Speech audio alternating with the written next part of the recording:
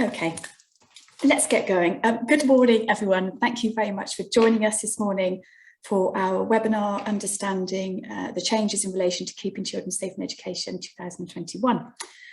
Very warm welcome from us all of us here at HCR.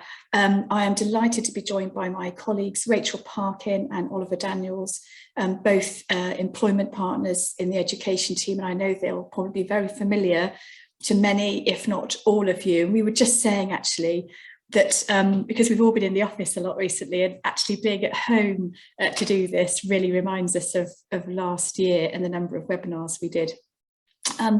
Today is all about keeping children safe in education 2021, the September version.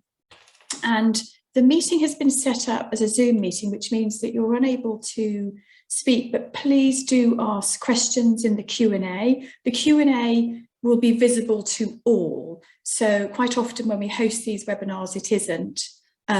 Yes, it is being recorded, Jackie. I'll just go yes, this webinar is being recorded. The webinar time, it's a question in already. The webinar time was scheduled to run from 9:30 until 11 AM.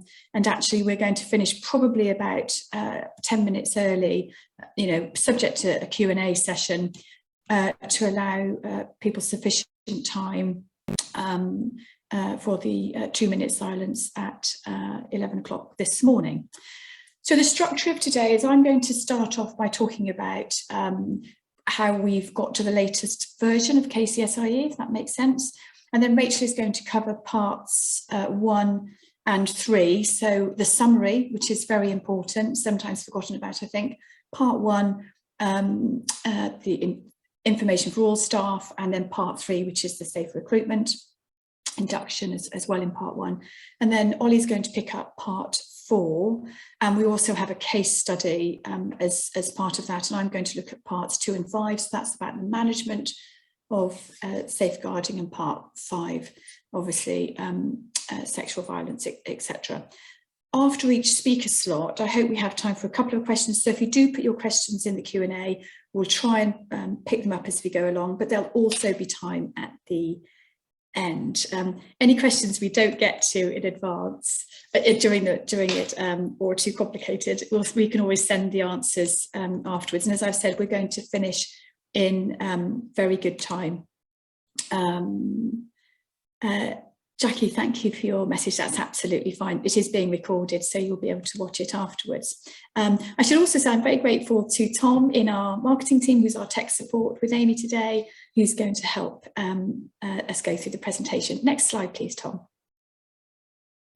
So let's get going. So what has changed? Well, you might remember some time ago, there was a consultation around the proposed changes to keeping children safe in education. Excuse me. And in January this year, we published, in fact, with the ISBA, a guidance note setting out what those proposed changes were. There were a number of changes that were brought in due to changes related to Brexit, etc., following the release of the draft guidance and the launch of the DfE's consultation.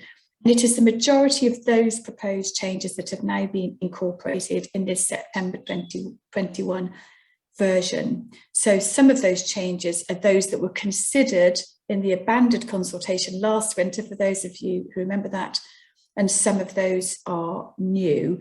And part of that is, of course, driven by the Ofsted review, which I'll mention in a moment. So the guidance is the guidance in effect from 1st September 2021.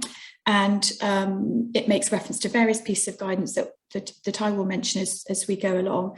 And we also, of course, now have the updated ISI commentary, and that's a really useful note. It is not regulations in themselves or statutory guidance, but it can be useful in helping to understand how the ISI look at the KCSIE, for example, particularly is that they very clearly mark the changes that are in place. And I've made reference on the slide to the safeguarding policy checklist. That's the first time I've seen that included in the commentary. That's a really useful document. We have updated the ISBA child protection and safeguarding policy, which includes a policy on low-level concerns, and we'll talk about low-level concerns later on. But the checklist, if you have your own policy that's included in the commentary for the first time, is very helpful in my view. Next slide, please, Tom. Obviously, we've had a number of changes in addition to KCSIE. The DfE also published an updated version of the sexual violence and sexual harassment, we call it SVSH guidance between children in schools and colleges. That also came into effect in September 2021. We're not going to talk a lot about that today, although I will talk about part 5 of KCSIE. There is an accompanying note which we have produced. If you wish to have more on that, it's on our website. I'm more than happy to send you a copy if that would be useful. Of course, we also had the Ofsted review. I'll talk about that a little bit more in the next slide and what those findings were, because that's important. And of course, our understanding was that the KCSIE was deliberately taken, released at a time to allow those any recommendations from that review to be brought into effect. So that's helpful, and I'll mention that in a moment. You will have to consider all these pieces of updated guidance and ensure your policies actually reflect the new guidance from September onwards. So it's important when you're reviewing your policies that they do refer to the most recent guidance that's applicable. Next slide, please, Tom. So the main Ofsted findings, I'm sure you might have all read the Ofsted report, or at least a summary of it, and I've just picked out a few points here that it's worth thinking about. And unfortunately, the findings were that sexual misconduct was common and normalised in educational settings. This culture of misogynistic or homophobic comments. And I, obviously, a large part of my role is advising on safeguarding on pupil issues, peer-on-peer issues. And even I was surprised by the statistic of almost 90% of girls and 50% of boys reporting that they or their peers receive unwanted explicit photos or videos. So there is that normalisation of content, whether it's through the mobile phone, generally speaking, sexist name calling. And I think if you talk to any school, they're horrified by the thought that this goes on, but it is underestimating the breadth of that problem. And that was one of the main findings of the Ofsted review. Excuse me. And that thread is throughout KCSIE. So, if you had a school that says, oh, that just doesn't happen here, we don't, that just doesn't happen in our school, that is not the right approach to take. So it is that underestimate. So we're not seeing the problem for various reasons. Next slide, please, Tom. A list of what documents and processes are likely to need reviewing or updating. It's quite a lot. When we looked at KCSIE and also the other guidance that flowed from that, a significant number of documents might need updating. And of course, we have updated a large number of the documents that we provide to the ISBA already, including the safeguarding policy or anti-bullying policy, missing child, safe recruitment documents. I know that Rach Parkin, who's going to talk about this today, updated all of that following on from the changes, I think, over the last year, including our template offer letters, because there are changes that you need to be aware of, staff code of conduct, induction, etc., etc. Next slide, please, Tom. So a lot of internal documents, and of course, you as a school will have to review what you have. Yes, you will. Thank you for the question. Yes, you will have a copy of the slides. We'll send them out afterwards. You will have to review where KCSIE it touches in your school, and I've listed in that slide the obvious points and where that might, but of course there might be other policy documents or references that you will be aware of. So some sort of audit to make sure you're up to date, because it's really important that not only are your policies up to date, then they're implemented effectively, taking into account the latest guidance.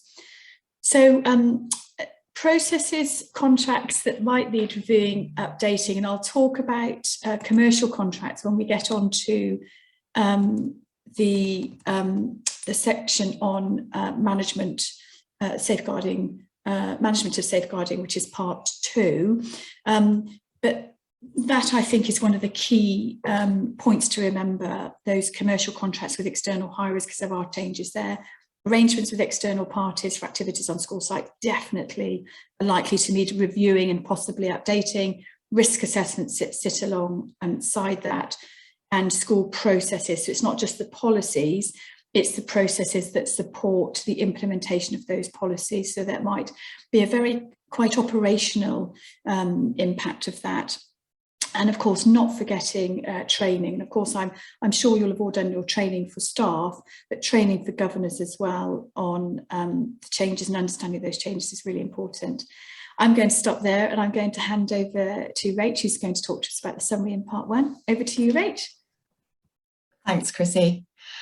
So as Chrissy said, I'm going to just summarise the changes to the summary and part 1 of KeySheet. So who is the guidance for? Well, from the 1st of September this year, the expectation set out in KeySheet also applies to providers of post-16 education.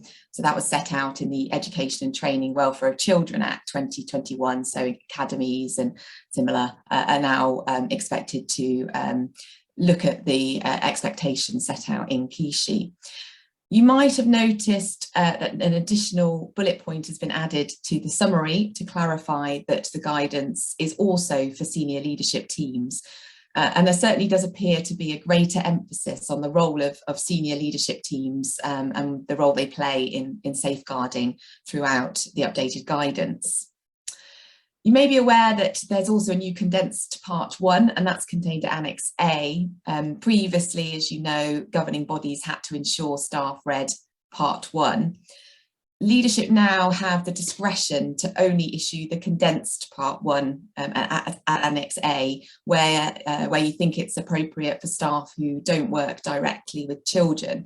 Now, that could be people who are perhaps not on site when the children are on site. So you think about the cleaners who are there after hours, or perhaps the maintenance staff who might not be on site when the children are on site. But it is entirely a matter for the school. And it will be based on your assessment of which guidance you feel will be most effective for staff to safeguard and promote the welfare of children. It may be that you actually decide that everybody should read the full part 1. Staff who work directly with children should, as a minimum, read part 1 in its entirety. So it's important that governing bodies and proprietors ensure that there are mechanisms in place to assist staff that understand and discharge their responsibilities under part 1. So we need to be making sure that there is sufficient training in place and making sure that staff are fully aware of their responsibilities, and that feeds into the part 1 changes. So next slide, please, Tom. So peer-on-peer abuse is clearly a key thematic feature of KeySheet 21. Part 1 clarifies that child protection policies should also include procedures to deal with peer-on-peer abuse, as Chrissy's already mentioned. And paragraphs 46 to 50 emphasise this by introducing an entire series of paragraphs on peer-on-peer abuse, replacing what was previously, I think, one specific acknowledgement of staff being aware that children could abuse other children. As Chrissy's mentioned, the safeguarding policy checklist, which is included in the ISI commentary, clarifies that the safeguarding induction for staff should include policies and procedures for dealing with peer-on-peer abuse. So it's very important that that is now dealt with at the induction stage. The changes emphasise also that staff should understand the importance of challenging inappropriate behaviour between children and young people, and should recognise that downplaying certain behaviours as just banter or boys being boys can lead to a culture of unacceptable behaviour and an unsafe environment for children and young people, and a culture that essentially normalises abuse. The new peer-on-peer provisions highlight the importance of all staff recognising the indicators and signs and knowing how to identify it and respond, and what to do in terms of reporting if they do have concerns. If there are no reports of peer-on-peer abuse in school, staff should still understand that doesn't mean it's happening. Now, I think Chrissy's already mentioned this. For those people who underestimate that it's happening, they need to understand that it possibly is. So if staff have any concerns whatsoever, they should speak to their DSL or a deputy. The list of inappropriate behaviours has been expanded from the previous physical abuse and sexual comments, jokes or remarks. It now also includes a number of things: cyberbullying, sexual violence, sexual harassment, upskirting, initiation type violence, rituals, to name but a few. The list also spans the consensual and non-consensual sharing of nude and semi-nude photos, images, in order to reflect new guidance from the UK Council for Internet Safety on the same, which replaces their previous sexting advice. There is a victim-centric approach, so there's a new paragraph that's been included at paragraph 18 that emphasises that school staff really must support the victim when they raise a concern. So specifically, staff should be reassuring victims they're being taken seriously, should never be made to feel ashamed of making a report of abuse, nor should they be given the impression that they are creating a problem by making the report. So there's a specific paragraph included to say that victims must be supported and be kept safe in relation to any reports made. So in terms of other updates, some new additional information about child sexual exploitation and child criminal exploitation has been included, to include information regarding indicators and how children can be exploited, emphasising the differences between boys and girls, and so making it clear that it is a form of child sexual abuse and what it may involve. There's been some further information on that contained at Annex B, and actually interestingly, just on Annex B, it's interesting to note that the word significant has actually been removed when referring to harm at the beginning of Annex B. So it now just says that where a child is suffering or is likely to suffer harm, it's important that a referral is made, as opposed to significant harm. Additional information has been added to clarify risk factors, which increases the likelihood of involvement in serious violence. So things such as being male, being frequently absent from school, being found to be involved in any theft or robbery situation. There's also an acknowledgement that children could be harmed outside the home, so that's now a paragraph within the updated guidance, and that this should be considered as part of contextual safeguarding for social care assessments. So there's more emphasis now on schools providing as much information as possible in that referral process. The existing section on record keeping has been updated as well, so that now clarifies that records should always include a clear and comprehensive summary of the concern, details of how the concern was followed up and resolved, and also a note of any action taken and decisions reached, and also any outcome. Chrissy, I think I'm passing back to you. Thanks very much, Rach. Next slide, please, Tom. And Rach is absolutely right, the peer-on-peer. So for those who remember KCSIE when it first came in I think April 2014, I want to say that might not be right. I think that's when it came. Of course, before then we had the Safer Recruitment document from 2007, but 2014, there was one line on peer-on-peer at that time. I think Rach is starting there. It was 2014, wasn't it? Since then, it is now, very much a thread throughout all of that. And Rach is absolutely right that it is an essential part of that induction process, and we'll talk about it a little bit more when we talk about part 5. Anyway, part 2, I haven't got any questions for you, Rach. Please do ask questions if you have any questions, because we'll pick them up as we go along. So part 2, so I think there's been a number of changes here. This is the management of safeguarding. So this is the bit for your governing bodies of your schools and your colleges, your proprietors. And I think this, a significant number of changes in my mind, setting out what their role is under KCSIE. So, and I've mentioned training already. I do think it's important that governors are trained on what the changes are, both under part 1, but also under part 2, certainly. And that might be a function that you can carry out internally, you know, if you have the DSL and obviously a safeguarding governor. It's been a case for some time that governing bodies and proprietors have somebody at senior board level, which is effectively a governor or safeguarding governor, who takes leadership responsibility for the safeguarding arrangements. Now, that it's always worth remembering there that just because you have a safeguarding governor, that doesn't delegate that responsibility to that governor. It is a collective responsibility. It cannot be delegated, as in the responsibility for it all to one person. It is incredibly important that you have one person who, for example, will go in and do termly checks of the single central record, for example, talk to the DSL on a regular basis, you know, have a real knowledge of what's going on, what the safeguarding issues are in a school. So what are we seeing? So at the moment, you know, I was doing a webinar yesterday, and somebody asked me, what would I do if I was a governor? What would I be doing at the moment in a particular school? And I, apart from the fact that a number of governors have been out of school because they haven't been able to get in because of there were restrictions. So for a lot of last year, in particular, governors weren't in school. I think it's just get in and talk to staff and talk to pupils, because the issues that schools are facing now are very different than they were possibly 18 months ago. We're seeing lots of wellbeing issues, staff sickness, absence, etc. Anyway, I'm digressing.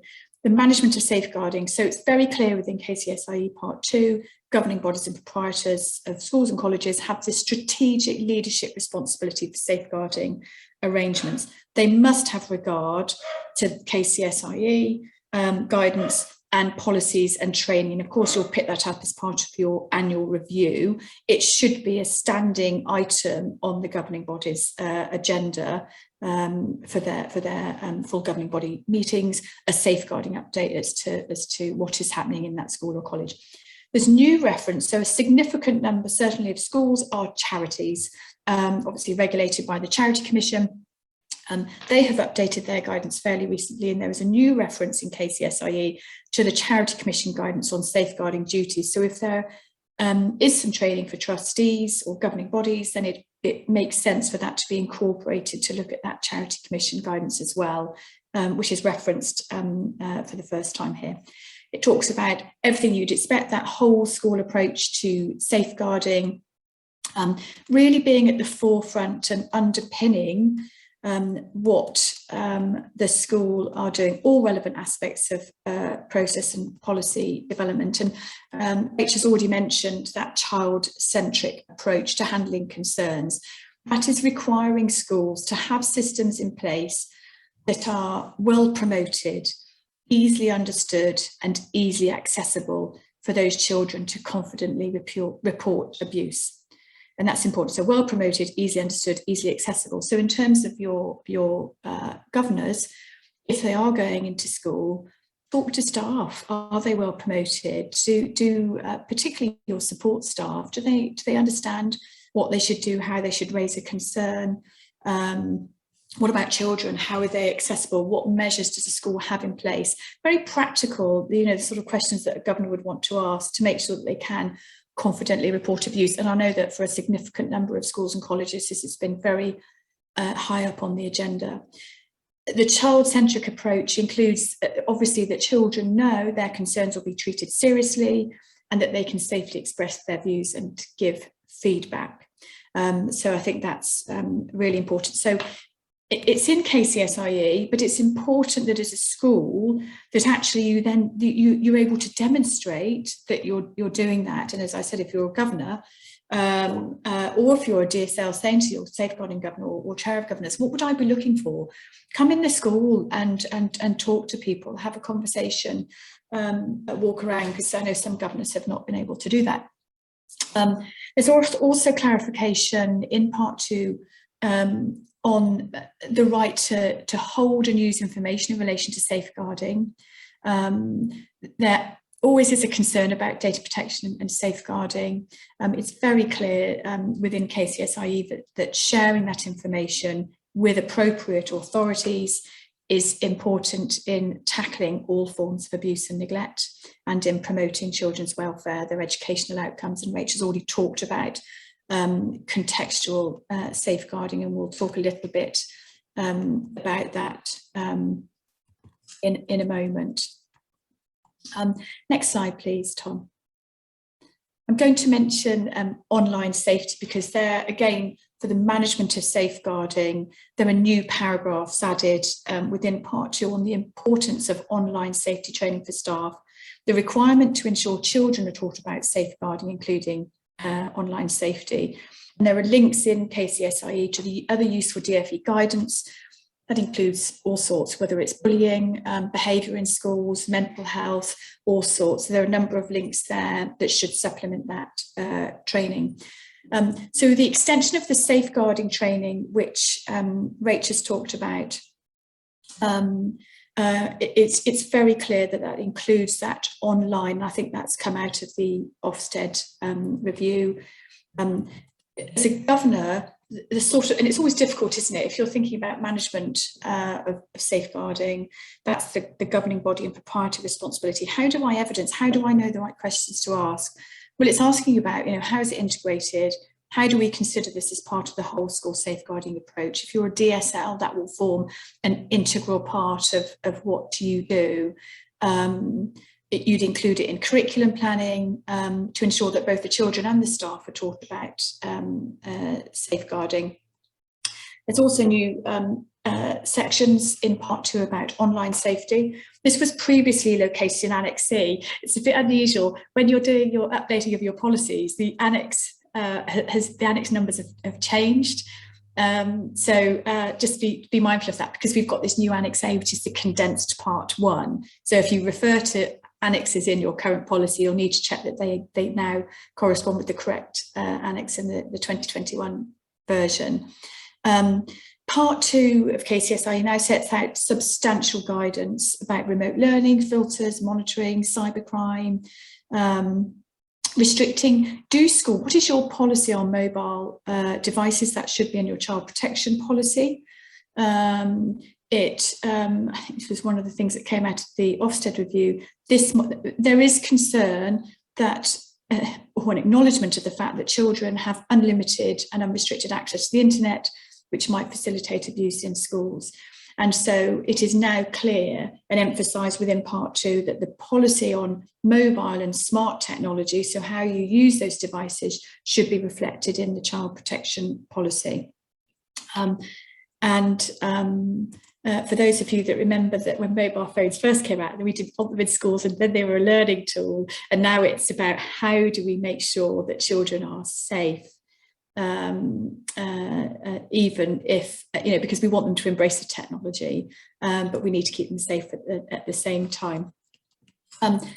Of course, there's information in part 2 about peer-on-peer, child-on-child abuse. The title has been changed, quite interestingly here, to make it clear that peer-on-peer abuse is child-on-child abuse, which I suppose is obvious, but it has been stated, and I suppose it's worth stating because there may have been some confusion.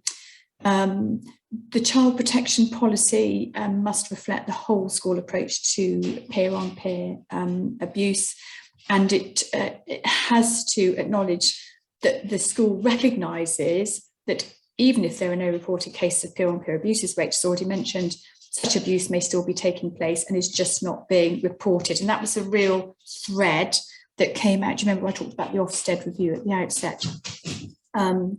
And the child protection policy must include a statement which makes it clear there will be a zero tolerance approach to abuse. And when we talk about part 5, which is the sexual violence bit, that is very clear throughout.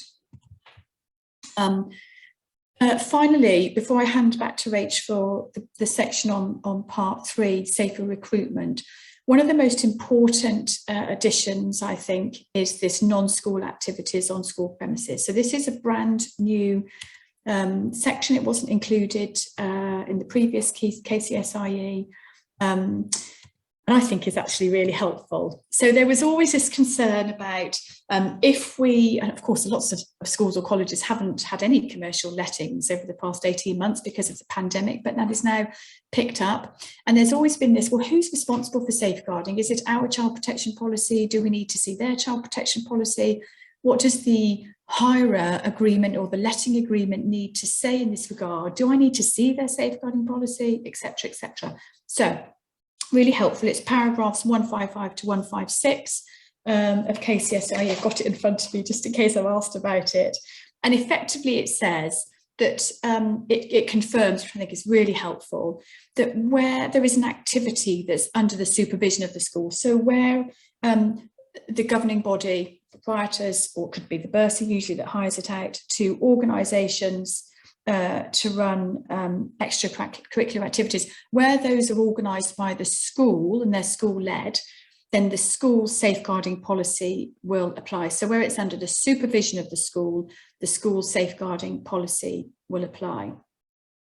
If it is, and of course, any agreement to do that, you'd probably hire the individual to run that particular activity. It could be, I don't know, ballet, cricket, I don't know, all sorts really. You'll know what I mean. So if it's organised by the school and offered, the school safeguarding policy applies in the usual way. And you'd have to be clear with that, with the contract of the person who is carrying out, leading that activity. And you have to think about risk assessment, where is it taking place? Clearly there are differences if you're a boarding school compared to a non-boarding school.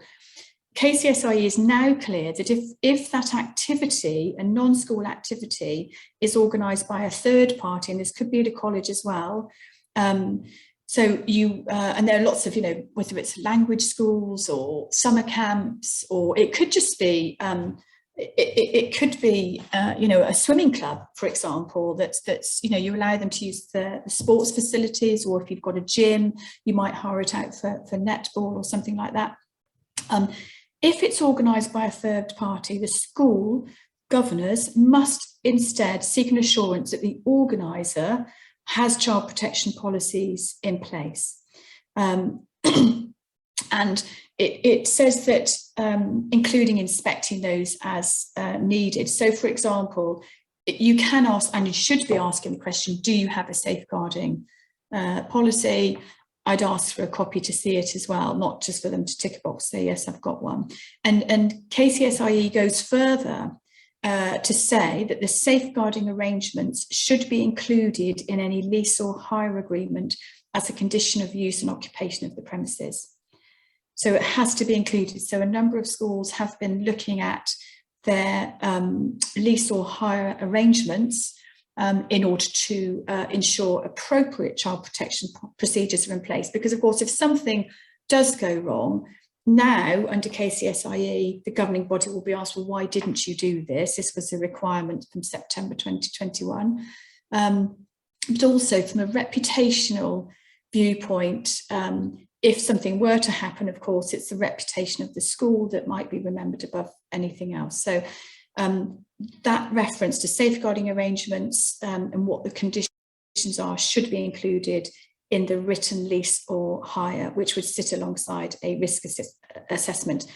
KCSIE also says there should be a stipulation that a failure to comply with this would lead to termination of the agreement. So really clear there. I mean, there are other things that I would add in that are not in KCSIE, such as, which sometimes we see, but not always, if there's an employee of the third party that you decide you don't want on site as the school or college, you have to have the right to say that that person, withdraw the license for them to come on site, so that you've got control of that.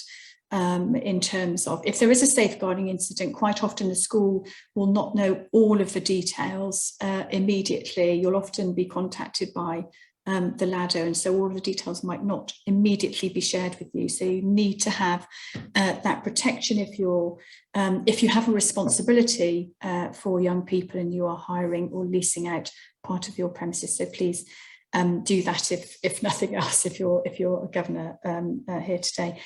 I'm now going to hand over to Rach, who's going to talk about part 3, safe recruitment. Over to you, Rach. Thanks, Chrissy.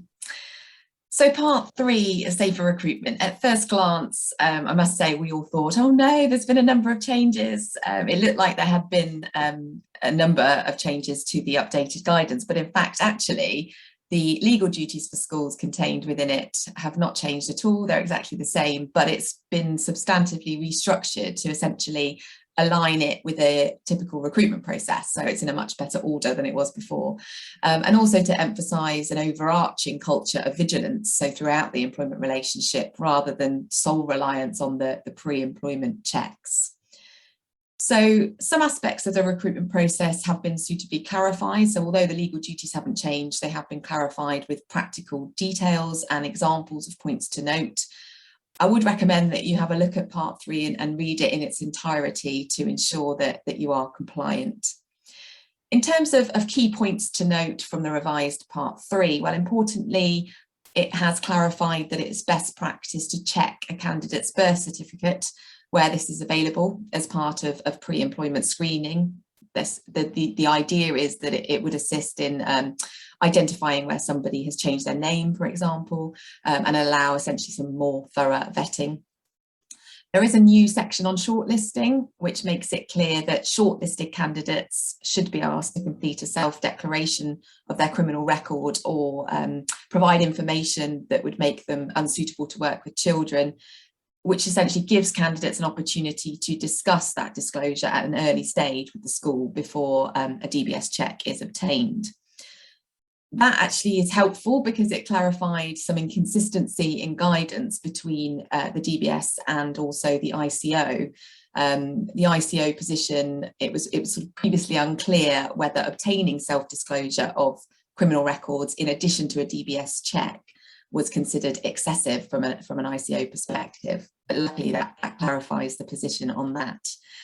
The guidance includes details as to the number of staff who should be carrying out shortlisting, as well as their ongoing role in the recruitment process. There's been some further clarification as to when it would be appropriate to obtain a separate barred list check. That's at paragraph 229. There's also been some guidance added on how to check teacher status, as well as prohibitions, directions, sanctions and restrictions has also now been included. So there's been some clarification on who would be involved in the management of an independent school for the purposes of requiring a section 128 check. So there's no exhaustive list of roles. Obviously, typically management of a school, roles involving the management of a school would typically be head teachers, principals, deputy assistant head teachers, governors, trustees. But actually this guidance, the updated guidance clarifies that the job title is not a determining factor, and you will need to consider whether there are other teachers with additional responsibilities who could be considered taking part in management. So you will need to have a look at that, look at whether any other teachers would fall within that category. And of course, it will depend on the facts of every case. The guidance has been updated to reflect the changes in relation to overseas candidates that came into effect in January. In short, schools must make the same checks as all other staff and must make any further checks you think appropriate so that any relevant events that occurred outside the UK can be considered. So perhaps some overseas criminal records checks or similar. The same approach should be followed for any individuals who've lived or worked outside the UK, regardless of whether or not it's an EEA country or the rest of the world. And there is some information on what to do where overseas information is not available. And that includes seeking alternative methods or checking suitability, or indeed undertaking a risk assessment before appointing. Next slide, please, Tom. In relation to contractors, as Chrissy said, there's an emphasis here on making sure that contractors understand their obligations. So KISHE confirms that schools should set out their safeguarding requirements within the contract between the school and the organisation. So we have actually updated our precedent contracts for the ISBA to ensure that there is reference to safeguarding within the contractual documentation. There's also been some further guidance about the necessary checks that need to be undertaken on visitors and also volunteers. For providers of the post-16 education, obviously the Education and Training Welfare of Children Act, as I mentioned at the beginning, has been extended, and safeguarding provisions are extended to providers of post-16 education, so academies and special post-16 institutions, even independent training providers. So those providers must familiarise themselves with the applicable legislation, as some of the safer recruitment musts in KISHE are not compulsory, but of course are considered shoulds. So really it's sort of best practice in those institutions. I should mention before I hand over to Oliver that we have updated the Safer Recruitment Pack. I think Chrissy did actually mention this at the beginning, which is available in the ISBA reference library to take account of all the changes to Part 3. So hopefully you'll find that useful. Oliver. Thanks, Rachel. And if we could have the next slide, please, Tom. Thank you. Good morning, everyone. So I'm now going to focus on the changes made to Part 4 of KISHE, which deals with allegations made against and now concerns raised in relation to teachers, other staff, volunteers and contractors. And the most significant change to Part 4 is that it's now separated into 2 distinct sections, with a new section on handling what are described as low-level concerns. In other words, concerns that don't meet the harm threshold for a referral of allegations to the local authority. This new section 2 has been introduced following overwhelming feedback given during the DFE's recent KISHE consultation. And essentially it's intended to capture concerns about any adult working in or on behalf of a school where they behave in a way which is inconsistent with the school's code of conduct, or otherwise in a way which causes concern, even if that behaviour doesn't meet the harm threshold set out within Part 4. So we now have Section 1 of Part 4, which is for allegations that may meet the harm threshold, and Section 2, which covers low-level concerns that don't. The new Section 2 gives some guidance as to what a low-level concern is, and it's made clear that the term low-level doesn't mean that it's insignificant or that it's not potentially serious. It's just that it doesn't meet the harm threshold set out within what is now Section 1 of Part 4. It's worth just reflecting on the definition of a low-level concern within the updated guidance. A low-level concern is defined as any concern, no matter how small, and even if no more than causing a sense of unease or a nagging doubt, that an adult working in or on behalf of the school may have acted in a way which is inconsistent with the staff code of conduct, including inappropriate conduct outside of work, and doesn't meet the harm threshold set out in Section 1 of Part 4, or is otherwise not serious enough to consider a referral to the LADO. So a really quite broad definition of what might be captured within this new section dealing with low-level concerns. Helpfully, the guidance does include some non-exhaustive examples of what might be included within the category of a low-level concern. And those are listed to include being over-friendly with children, having favourites, taking photographs of children on mobile phones, engaging with children on a one-to-one basis in a secluded area or behind a closed door, or using inappropriate, sexualised, intimidating or offensive language. And whilst those examples are helpful, I think it's important to remember that given that very broad definition of what a low-level concern may be, there's a really wide spectrum of where a concern will fit within that definition. So although a low-level concern doesn't by definition meet the harm threshold, it may still be a serious issue. It may still justify action in accordance with the school's disciplinary procedure as representing a breach of school policy, in particular, and most likely the staff code of conduct.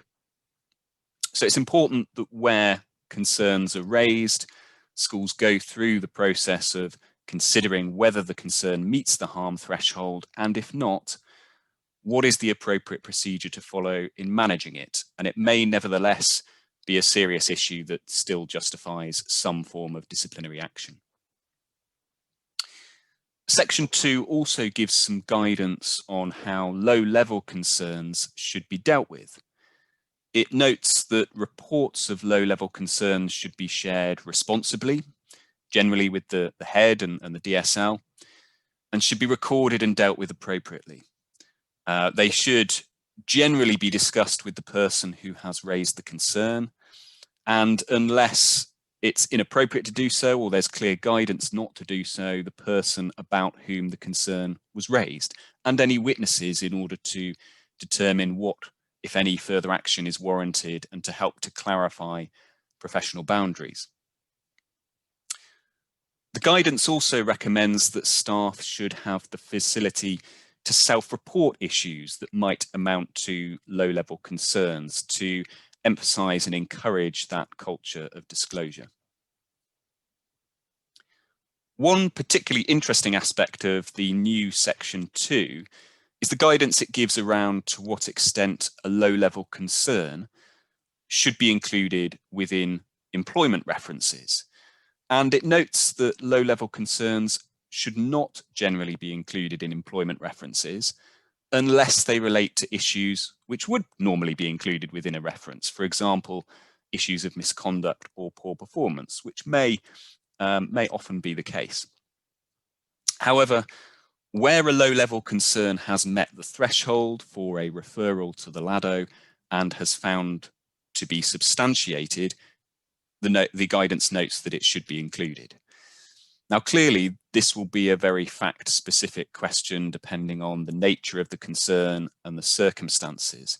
And it's important to also have in mind the normal employment law principles around giving fair, honest, and truthful employment references. So I think that is one that, if you're in doubt, you'd be seeking some advice and guidance on what information should be disclosed. Finally, the guidance is clear that schools should have a policy in place for managing low-level concerns, and as a matter of good practice, provides that schools should set out their low-level concerns policy within their child protection policy and staff code of conduct. So that's certainly an action point, if you haven't looked at this already, to review your child protection policy and staff code of conduct to make sure that low-level concerns are appropriately addressed. We have, as Christine mentioned earlier, updated the ISBA template child protection policy to include a low-level concerns procedure. And there's also extensive guidance linked within KeyShe to formulating a low-level concerns policy and the sort of information that should be included. So there's clear guidance there in terms of schools structuring their own low-level concerns policies that meet their own individual arrangements. In terms of other changes to Part 4, it's worth noting that contractors and governors are now expressly included within it, and schools should ensure that allegations and concerns about them are dealt with properly. Section 1 also now includes some further detail on the importance of schools and colleges understanding local authority arrangements for managing allegations and the balance of conducting basic inquiries whilst being careful not to jeopardise any future police investigation. And Section 1 also now includes a new paragraph noting that where there's a lack of appropriate resource within the school or the nature of the allegation requires it, the allegation may require an independent investigator. And you may wish to look at updating your disciplinary procedures internally to reflect that. So that's a brief summary of the key changes to Part 4, the main point really being the introduction of that new Section 2 dealing with low-level concerns. And as I mentioned earlier, the importance now of reviewing your staff code of conduct and child protection policies to ensure that low-level concerns are addressed appropriately in accordance with your local arrangements and the updated guidance.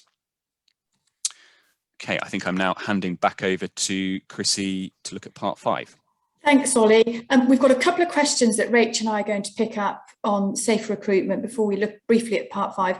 Can I just ask Sue, you've put a question in the chat that said, and it came up during Ollie's section, and it says, should it be in both or can it be in one and referenced in the other? And I'm not quite sure what you're talking about. Ollie, do you know what that is? Yeah, I think that's referring to, I assume, the low-level concerns policy. And the answer to that is KISHE isn't prescriptive. So it can either be in an isolated document. KISHE recommends that it's in both the child protection policy and the staff code of conduct, but it can be set out in detail in one and cross-referenced in the other. So you might have a more detailed low-level concerns policy set out, for example, within your child protection policy, but have it cross-referenced within the staff code of conduct. So staff are clear where that's kept and have access to it.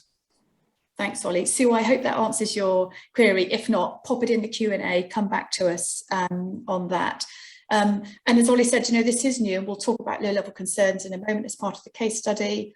There's no requirement to have a separate low-level concerns policy, but it depends on the size of your safeguarding policy as to whether you want to separate it out or not, because I know they do vary in size. Sue, thank you very much. Thank you. That's what I read. That's great. Thank you for confirming, Sue. Rach, just a couple of questions that we've had in relation to safer recruitment. Kelly says, can you expand on overseas check changes? Do you want to just pick that one up first of all, Rach? Yes, sure. So now individuals who've lived or work outside the UK must, as always, undergo the same checks as other staff in schools. But now schools must being the new word, I think, make any further checks deemed appropriate so that relevant events that occurred outside the UK can be properly considered. So it's things like, additional checks you could think about doing where available. You could think about criminal record checks for overseas applicants.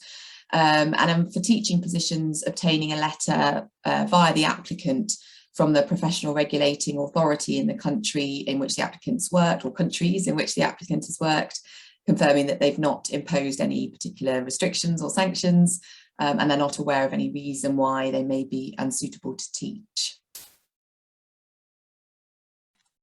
Thanks very much, Rach. And Kelly, I hope that answers your question. We've got another very good question from Joanna, who's asking about externals engaged in school providing a letter which is underpinned by the SLA that staff have appropriate safeguarding training and a DBS. Schools are insistent on seeing the DBS. What is the stance? Well, I'll probably kickstart that one off, Rach, and you can chip in. Anticipate with two elements. You could either be a visiting professional or a contractor.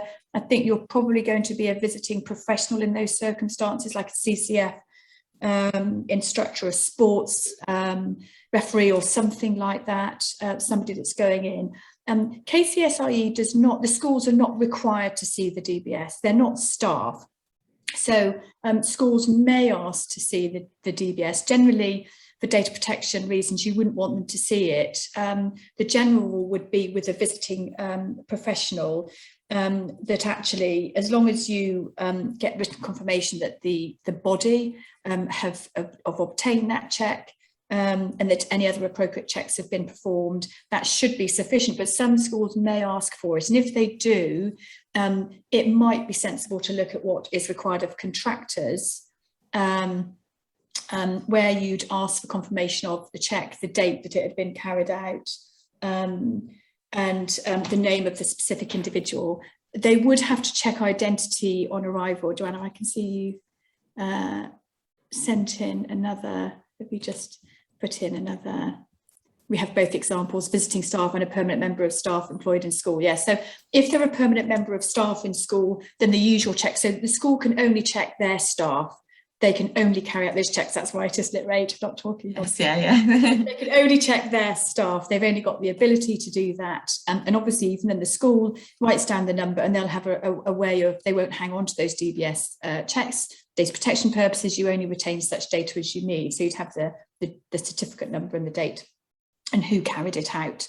In a similar situation, so the school wouldn't do the DBS check unless sometimes the organisation is unable to do it occasionally, or if they're just, you know, one self-employed individual, the school might do it for them.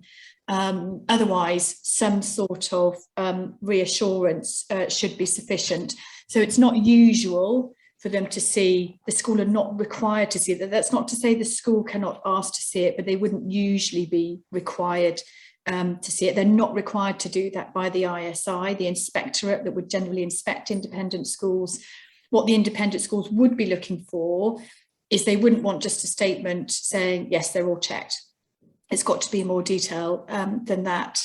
And they would check that those individuals are being, you know, what is the supervision? What actually happens in practice? Are their identities being checked on arrival to make sure that is the person that they are supposed to be? Rachel, I don't know if there's anything you want to add there. Yeah, no, that's, yeah, completely agree. Excuse me, I've got terrible cough.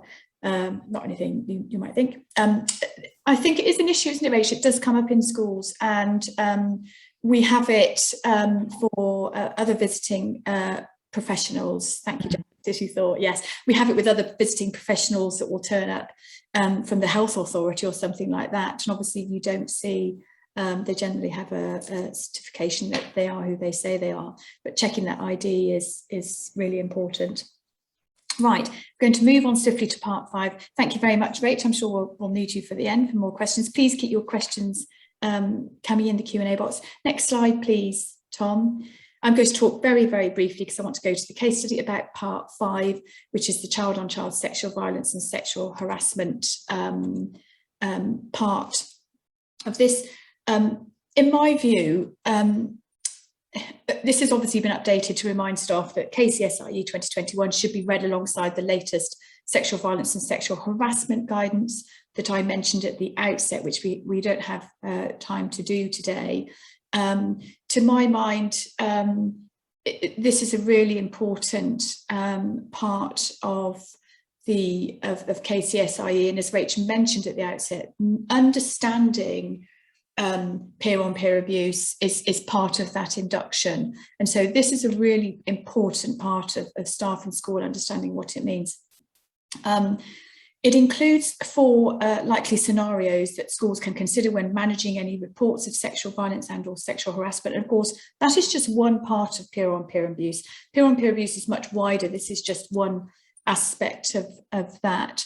And the emphasis throughout the guidance is that in all scenarios, decisions, actions reviewed regularly, and you must have, as you have, and I know that Ollie does this when we're advising on part 4, that when there is an incident, there is this reflection to make sure that the lessons learned are implemented. So did our policies work? Could we have prevented this?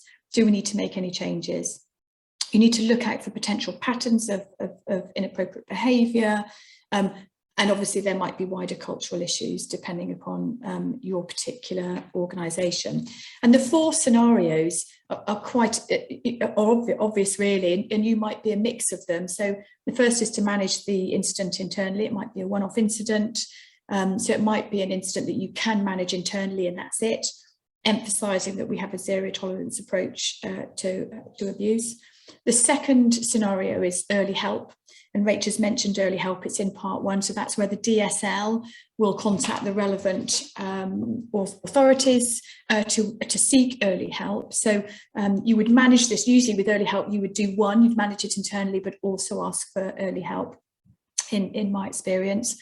You would not at that point generally require referral to statutory, so it's children's services, for example, but the child may benefit from early help. Third is referral to children's services, and of course the fourth is reporting to the police. Zero tolerance approach clearly throughout. I'm not really going to go through it a lot more than that. Part 5 is I think quite helpful. It's a really, I think it's quite a directive section of KCSIE. So in terms of if you're managing a situation, then it's really directive and helping to look at the steps that you ought to be taking. Other changes that are worth mentioning is that quite often you won't become aware of something. This is really common from a direct disclosure, but you might overhear something, or something might become apparent by somebody's behaviour, or it might come from somebody in that particular friendship group. The importance of not downplaying the seriousness of some behaviour, that cultural aspect of what is acceptable, creating an unsafe environment. So, you know, in a worst case scenario, a culture that normalises abuse might result in children not reporting incidents. It goes back to that bit on management of safeguarding. How do we make it easy for children to report what's going on? And part 5 emphasises the importance that how you respond to an initial report is absolutely crucial in either encouraging or undermining further disclosures. So the language of part 5 is interesting because it still says, and I know it's something that whenever we're dealing with an incident under part 5, it talks about the victim and the alleged perpetrator. And I know that some alleged perpetrators can feel that it should be the alleged victim, but that is the language that's used in part 5. So as a school or a college, you're able to use that language and rely upon that. Right, so we're going to look at a case study now. Next slide, please, Tom, before we have a short summary. We've got about 20 minutes left. And if there are any questions that you've got, then do ask. Now, when we were doing this, we thought you'd be able to talk and we'd be able to see you, but I don't think that's possible. So I'm going to have to rely, if you want to say anything, then please, or you can wave your hand or put something in the Q&A or the chat. So it's a very brief case study that Ollie's going to do with me. Fairly typical, not a lot of detail, of course, that would make it too easy. So a concern is raised about a member of teaching staff by a pupil in the 6th form, that the member of staff has formed a relationship with a pupil in year 13, upper 6, so they're probably 17, might be 18, but 17 years old. So a member of staff has formed a relationship with a pupil in year 13. Ollie, let's start talking about this. What steps do you think the school should take, and in what order? Yeah, I think number one is probably going to be to make sure that the concern gets to the appropriate staff within the school. And generally we're speaking there about the DSL and the head. So we need to make sure that the concern, the allegation, in accordance with the school's policies and procedures, is referred to those appropriate individuals. I think what I would then expect in terms of a next step fairly swiftly after that's been done is for some initial fact-finding investigation to be carried out. And normally you would expect the DSL to lead on that. And I would expect the first step would be to have a conversation with the pupil that has raised the concern in order to gather some key initial information, in particular around the nature of the concern, the nature of the alleged relationship, the context, how long it's alleged to have been going on for, what the circumstances are, and what evidence there may be. Because the school may need to consider whether there's any evidence that they need to secure at this early stage that might be important later down the line. That initial fact-finding process is really part of that initial risk assessment in terms of, is there an immediate risk to the pupil or other children within the school or otherwise? So that initial risk assessment is really important. It's then going to inform your next steps, I think. And the next step at that point is likely to be for the DSL to contact the LADO in order to discuss the nature, content and context of the concern and agree a course of action from there. So Yeah. those would be my initial thoughts. Yeah, and obviously that would happen, and depending upon the nature of it, and we'll talk about considerations in a moment, that might happen quite quickly, mightn't it? That might be quite a swift process. Yep. And of course, you've not mentioned talking to the member of staff. No, and I think that's key, clearly, I think, in terms of, if there's that thought to have that immediate conversation with the member of staff, we need to obviously be really careful about that. And the other point is, do you have a conversation with the pupil who has alleged to have formed the relationship with that member of staff? And that would be something that the head and the DSL may have as part of their initial consideration. And of course, that might be, well, it's likely to be impacted by the information that's gathered in the initial conversation with the pupil who's raised the concern. Because of course, if there is that relationship there between the pupil and the member of teaching staff, what you don't want is to have the conversation with the pupil for that information to then get back to the member of staff and for that to create a problem. So I think you'd certainly take your cue from the LADO in having that conversation at a fairly early stage once you've gathered that initial information around the key facts. Yeah, I mean, I'm always mindful of the fact that if you tell the member of staff, you could lose, if there is something, and it could be, I don't know, email evidence, that could be lost. So absolutely key in not alerting the alleged perpetrator or member of staff. What other considerations might be relevant, Ollie? I suppose the environment, that the situation, boarding school, etc. Other considerations that might be relevant. Yeah, the current circumstances. So whether it's a boarding school or not will be relevant. Whether what's coming up in the short term after the allegation has been made. Are there any school trips on the agenda? Do we need to be thinking about immediate, and that's again part of that immediate risk assessment. Is there anything we need to be doing immediately to safeguard the pupil concerned or other pupils? Are there any other children potentially at risk? Yeah. And that's going to be informed, I think, by that initial fact-finding exercise, speaking to the pupil, and also guided by your conversation with the LADO. The LADO, yeah. So contacting the LADO, obviously we don't have mandatory reporting in England yet of safeguarding concerns, but speaking to the LADO absolutely essential, and getting their view on thresholds and low-level concerns and all the Part 4 bits that you've talked about.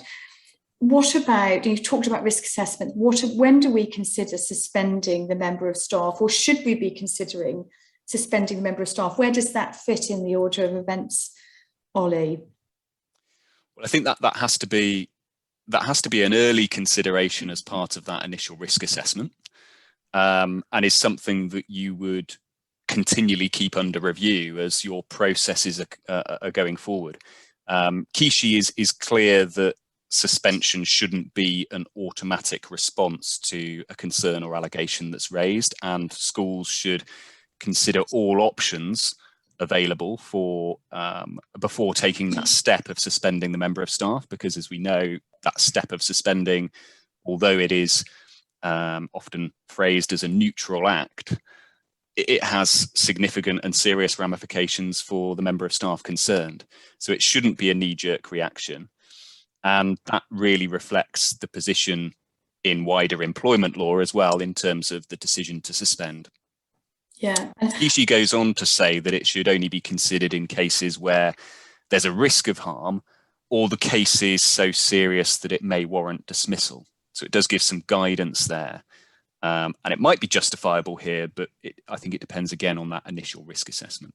Yeah, and it quite often, I know, Ollie, when we're advising, when you're working with the school and it's a multi-agency matter, if the LADO is saying, we think you should suspend, obviously the LADO cannot dictate and say, because it's the contractual relationship between the school and the member of staff that gives us that ability to suspend. So they cannot say yes. But if you are going to go against guidance from the LADO, or if in my mind, if you're going to suspend, completing that risk assessment and setting out what the risk factors are. We've considered X, Y, Z. This is their job. We've considered all of this.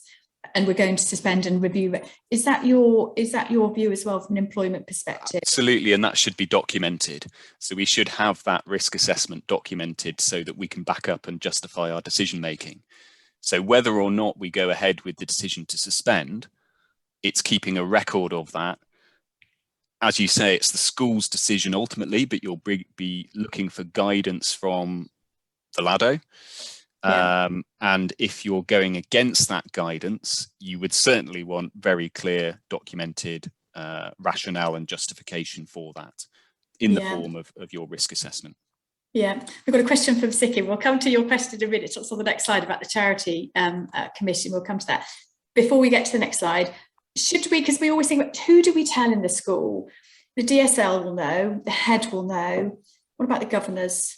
And at which point, because that's always key, isn't it? Because it can, this is about reputation, particularly if you've got a pupil, it's made a disclosure. You really want to keep an eye on social media, on that peer group. It's about being quite measured, alerting the governors where you think. What's your view on that, Ollie? My view would normally be that the head would have a conversation with the chair of governors, notify the chair of governors of the situation, and possibly the safeguarding governor.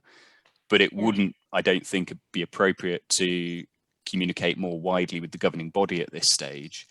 It's very much on a need-to-know basis, because we have all of our obligations under KISHE around maintaining confidentiality in relation to the allegation that's been made. So I think we need to, it's a case of limiting those individuals who need to know what the situation is. So I would be saying chair of governors and safeguarding governor, and the head can have that conversation.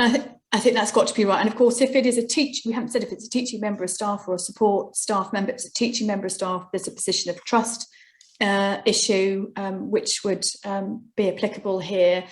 And if the police do become involved as part of that multi-agency meeting, which of course will be led by the LADO, then of course there is protection, isn't there, under the Education Act, that until somebody is charged, there is this duty of confidentiality, isn't there, Ollie? In that, absolutely, and that's why it's so important that the scope of those individuals who are aware of the situation doesn't extend beyond what is proportionate and necessary, and the case manager and the DSL within the school need to be having that in mind. And again, taking guidance from the LADO and via the LADO, the police, in terms of what information we can disclose and should disclose. Yeah, thanks, Ollie. Next slide, please, Tom, on the case study. This happens sometimes. Member of staff results. We still don't know if it's harms threshold or low level concern, because we haven't given you that information. We haven't got it. You could do a case study all day on this, couldn't you? But member of staff's offered to resign. Should we accept their resignation? And I think we'll pick up settlement agreements as well, Ollie. But should we accept a resignation in these circumstances? Well, there's no reason why we can't accept a resignation, and I think in most circumstances you would do that, but you need to be mindful in doing so of your obligations under Part 4 of KISHE. So if the harm threshold is potentially met, KISHE is clear that a resignation shouldn't mean that you cease your investigations and your process. You have to make every effort to conclude that process, despite the individual resigning and potentially leaving employment whilst that process is ongoing. So it's really important to bear that in mind, but there's no reason why you can't accept a resignation, and you might still do that. Now, of course, once the individual has left, you might find that it's more difficult to get their cooperation with your internal investigation. But nevertheless, you still have to do what you can do, and KISHE refers to making every effort to reach a conclusion and still communicate that with the individual concerned. Yeah. What about settlement agreements, Ollie? Obviously, we sometimes settlement agreements, yeah, and this comes up when we're dealing with these situations, particularly in the context of a possible resignation. You may find that the employee or their trade union representative, often on their behalf, will look to instigate a discussion around a settlement, and clearly you have to be really careful around that, given that the context and nature of the allegation. KISHE provides that settlement agreement shouldn't be used where there is a allegation that an individual poses a risk of harm to children. And if there is a settlement agreement used where it doesn't meet those circumstances, you still need to make sure that it absolutely shouldn't prevent you from complying with your duties to refer to any external agencies in the DBS. So I think you have to be really careful around entering into negotiations around a settlement agreement in the context of these sorts of situations. And it would always be something I'd be saying, take advice on, speak to the LADO, but also speak to your legal advisors to make sure that A, settlement agreement is appropriate in accordance with KISHE, and B, if potentially it is, that the terms don't restrict you in terms of references and DBS referrals.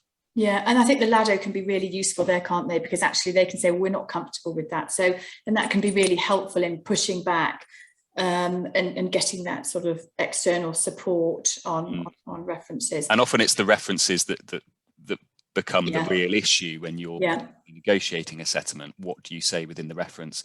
Because I mentioned earlier, your employment law obligations are to, leaving aside KISHE, are to provide references that are truthful, accurate, fair, and don't offer a misleading impression.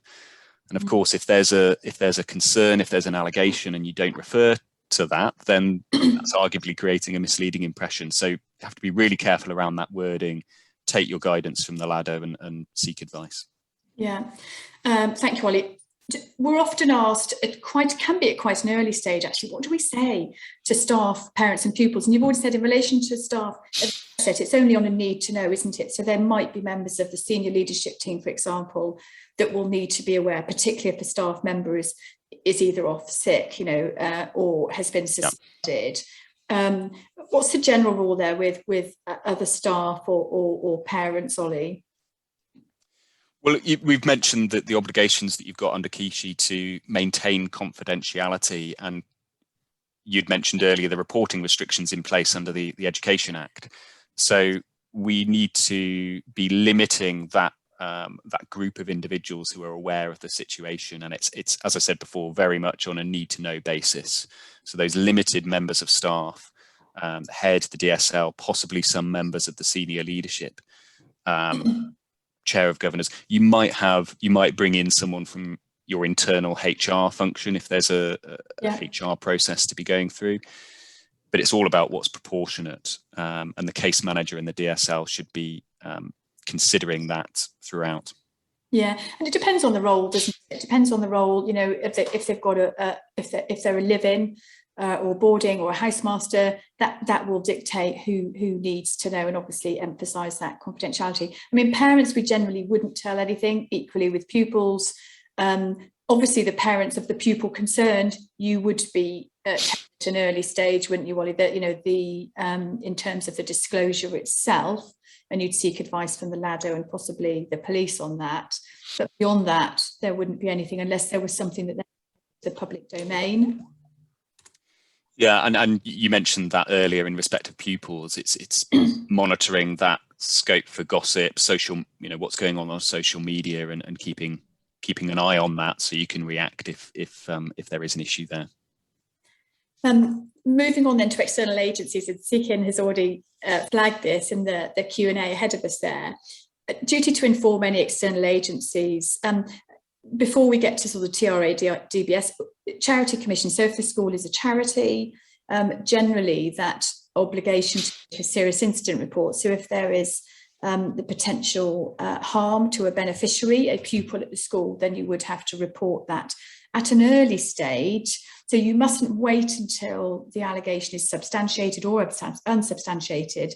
You would report that at an early stage on a no-names basis for the individuals concerned, to make the Charity Commission aware that that's what you were doing, and then you would update them. What the Charity Commission want to see the governors doing is that they are managing it in accordance with their trustee duties. So it's a trustee responsibility. So that's where you were talking, Ollie, about informing the Chair of Governors. That's that essential bit about, do we need to be reporting this to the Charity Commission? And then obviously you would then update the Charity Commission and file an update to that report if the allegation was substantiated or unsubstantiated, or whatever the outcome might be. What about the TRA, teachers, or the DBS, Ollie?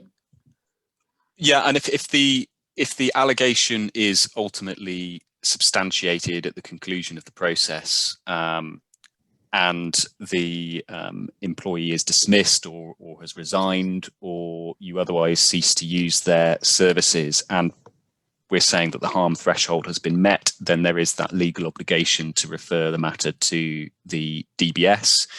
And Kishi also provides that you also must consider whether there's a need to refer to the TRA. So those are, it's important to remember those steps. Once you've been through that process, you've reached your conclusion, having in mind the referrals that may need to be made. And again, the LADO will guide you with that. Thanks, Ollie. Last bit, before we just do the quick summary, I know we want to sign off. Outline the steps the school should take following the allegation as part of any reflection. I think that's the lessons learned bit, isn't it, Ollie? That's the, could we have prevented it? Yeah, it's a review of policies, isn't it?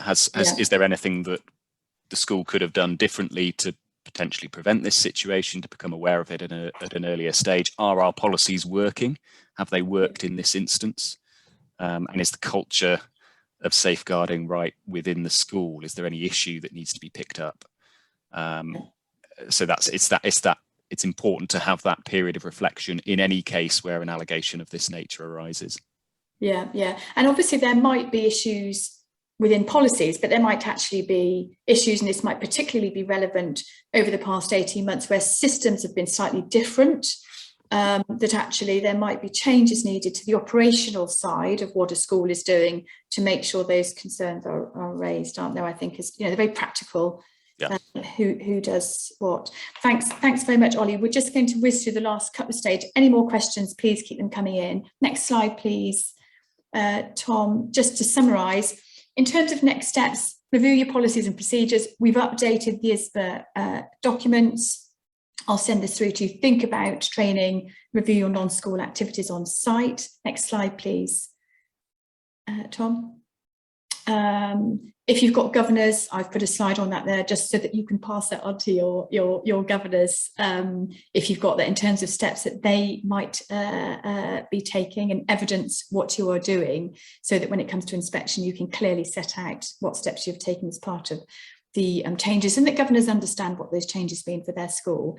Next slide, please. I think it's the questions now, isn't it, Tom? Yeah, so if we just go to, I don't know if there are any other questions. I can't see any other questions in the box, and I'm mindful that it's coming up to Ollie's back. Rachel, are you still there? If the slides can go now, Tom. There's, you're all there. By the miracle. Chrissy, there was one question from Karen in the chat. Any guidance for staff who have children in the school they work, likely to have children's friends round, over friendly, having favourites, could be said in those cases? So I think this is referring to the examples of low level concerns set out within part 4. I think from my perspective on that, obviously having that policy in place is all about giving informing staff really, and educating staff, and giving them that scope to have a clear process whereby they can raise their concerns, and then it's for the school to deal with those concerns in an appropriate and proportionate way.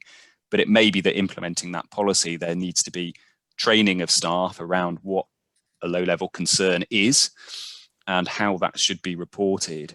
And clearly, there's that wide spectrum of what a low level concern might be. So I think from the school's perspective, it's just about having that process in place, being clear with staff about what that means, and then when a concern is raised, dealing with it in a proportionate way.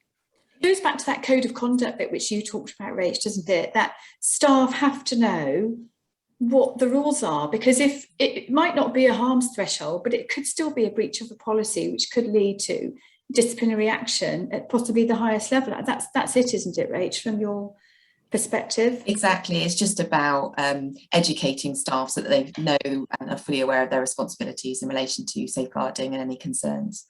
Yeah. Yeah, absolutely. It's difficult, isn't it? But and of course we want staff.